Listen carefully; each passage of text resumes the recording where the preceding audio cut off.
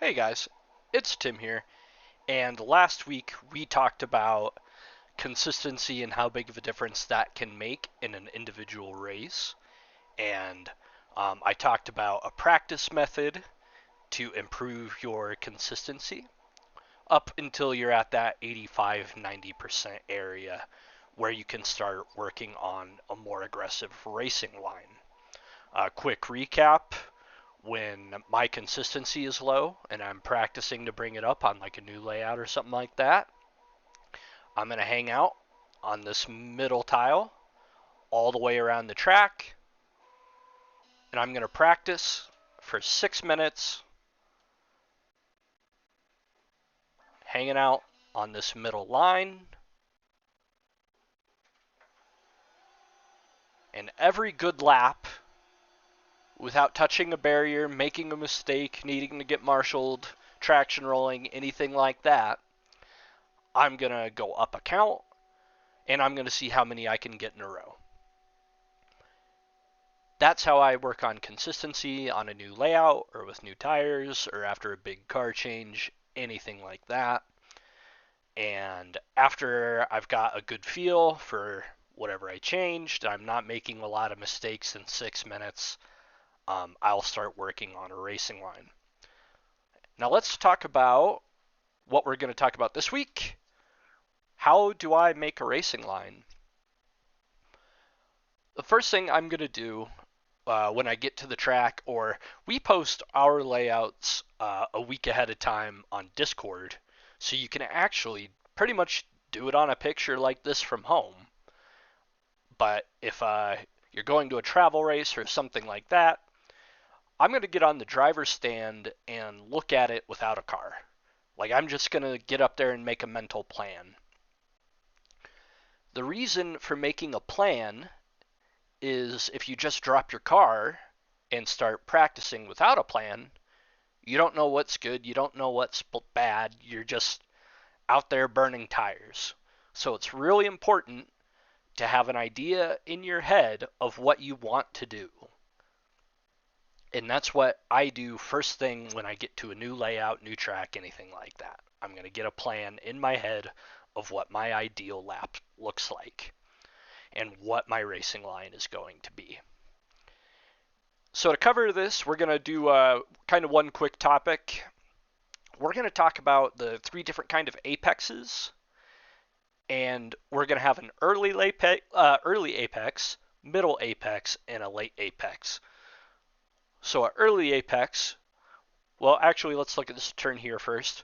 We've got 3 inside turns in a row, and they're each 1, 2, 3 tiles. So the middle is going to be right here. That's like the natural apex of the turn. That is exactly halfway through this turn.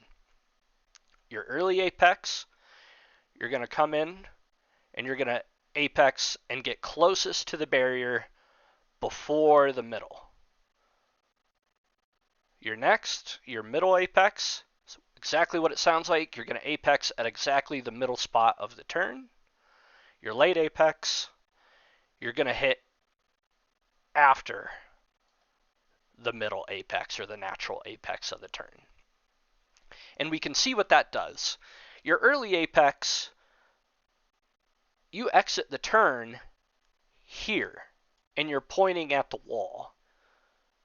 If you want to make this work, you're going to have to keep turning after the apex. So that's not going to be the ideal line through this turn. The middle, much better, but you're still pointed at the next barrier. Not going to be ideal for this turn. Our late apex, look at that, pointing right into turn number 2. So those are the 3 types of apexes we're working with, and I will be honest right up front. There are no early apexes on this track, and I use them very rarely. Early apexes work for scrubbing off speed into very tight or technical sections. Chicanes, multiple back-to-back turns with minimum straightaway, or nothing like this. It's going to be when you're going back and forth really fast. I don't use early apexes very often. There was one layout down in Pueblo where I tried to use it, and I still just, I ended up middle apexing that turn most of the time anyway. Early apexes are not very common, so full disclosure on that type of turn. All right, so how do I make a line for this track? It's brand new. This is the first time I'm seeing it. We're going to start at turn 1. I always think of turn 1 as the turn at the end of the straightaway. So on the straightaway, I'm going to be up here on this third tile. You want to be up high on all of your high speed turns so you can preserve as much momentum as possible. What this allows you to do is start turning early. My phone's going crazy right now, popular dude. It allows you to turn in early with less angle and keep momentum. If you're down here, you have to turn very sharp, very late, and that's going to scrub a lot of speed. You're going to lose all your straightaway speed right here when you slam on the brakes to make this turn. If you're up here and wide, you can actually start turning all the way back here on this like 5th or 6th tile and preserve all that momentum into the turn. And as I said early, I'm going to probably apex right about there on my ideal lap because it's got me pointed at the next little section here. So nice and wide. I'm not actually going to hug the turn too tight through here, all the way in through here, and I'm set up into turn 2. This next section, in modified and 3500, at least, I haven't driven stock or any of the other cars for a while at this point. We're going to think of this as one turn. I know it's kind of 2 turns making a 180, but it's so fast when you're on the track in a faster car. You spend 0.3 of a second in here. It doesn't handle like 2 turns. So I'm really going to think of this as one turn, turn 2. And I'm going to do the same thing. You're lost a lot of speed through here, so you're not going so fast that you have to come out here to maintain momentum. You should be going infield speed at this point. And the real important part is the exit, once again, because you want to be pointed going this way. So I'm going to do a nice steady radius and probably try to apex late once again. I see if I can draw. I'm going to get closest to the turn on the exit. This is where my steering angle is going to be the steepest because I want to set myself up for the next bit of track here. Turn number 3, 180. And once again, if I come down, all the way into here, you're going to lose a lot of speed trying to hold this whole radius tight. So I'm going to stay on the second tile, turn in early, or as early as I can, and once again, apexing pretty late here, right about at the 90-degree part, and do a later apex once again. Natural apex is right in here somewhere. I'm apexing late by about half a tile. So I'm lined up perfectly for the straightaway. Straightaway, once again, always when you come into a straightaway, you should be drifting slowly to the outside. Because right here, I'm going to turn in early and preserve all my momentum into this 90-degree section. If I come in, exit the 180 low, I'm going to have to turn really sharp, lose all my straightaway speed to get set up for the next section. So if you bow this out, nice parabolic shape here, you are preserving momentum into this short shoot here in the P shape. All right, we've got a straightaway at the exit of this turn. So once again, late apex. And if I draw this right, that wasn't kind of what I had in my head. Nice and smooth, late apex, and I'm going to get nice and close there, and I'm going to stay wide again. Because same principle, if you're over here on this line, you're going to have to turn really late, really sharp, lose all your speed from this short straightaway. So I'm going to stay nice and wide, turn early, late apex, onto the straightaway. Once again, I'm working nice and wide. I want to turn in early, take as much speed into the straightaway as possible.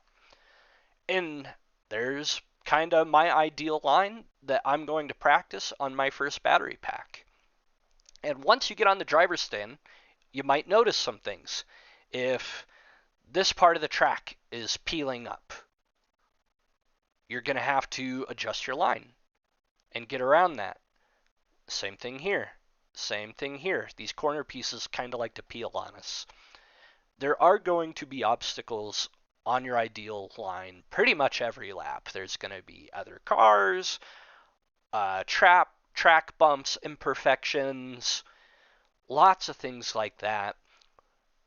The goal here is to have a plan that you can execute as much as possible for your hot laps. It's going to bring your lap times down when you hit your line when you hit your line perfectly, that one lap where everything comes together. That's going to be your hot lap. And as you get used to executing this over and over and over and over again, your consistency is also going to go up as well. And something I like to do, is make visual markers on the track. I'll look for something on this tile that stands out or is easy to see, and I know I'm going to start turning on this tile. And if I'm hitting here, I go, oh, that tile is too early. I'm going to move out a tile. Oh, I'm hitting here. Okay, I'm going to start turning on this tile. And boom, that works perfectly. So play around with it. Play around with your visual cues. You'll actually have to practice to get a feel for how your line's going to work and where to turn, where you're going to be on the brakes, where you're going to be accelerating. You'll have to make visual cues on the track to hold your line, but at least you have a plan before you start practicing. If you go out practicing without a plan, you're not practicing, you're burning tires. You're just wasting. So the goal of this mental drill, always looking at the layout, is to have a plan to practice to, so you are actually making meaningful practice laps. So I'm going to set my timer for 6 minutes, just like my consistency drill, and I'm going to make visual markers for where I'm going to start turning, where I want to be, obstacles in the track like peeling corners, a bump in the track. Maybe this tile has a bump under it in the carpet. So maybe I'll kind of do something like this to avoid that. That's all things you kind of figure out in your first couple batteries. So that's it, guys. That is how I make a racing line. That is how I practice my racing line. And that's how you work on lowering your hot lap and eventually improving your consistency. Most important takeaway, make a plan before you start your practice and be flexible and willing to adapt as the track changes. All right, guys, have a good rest of your week. We'll see you Friday.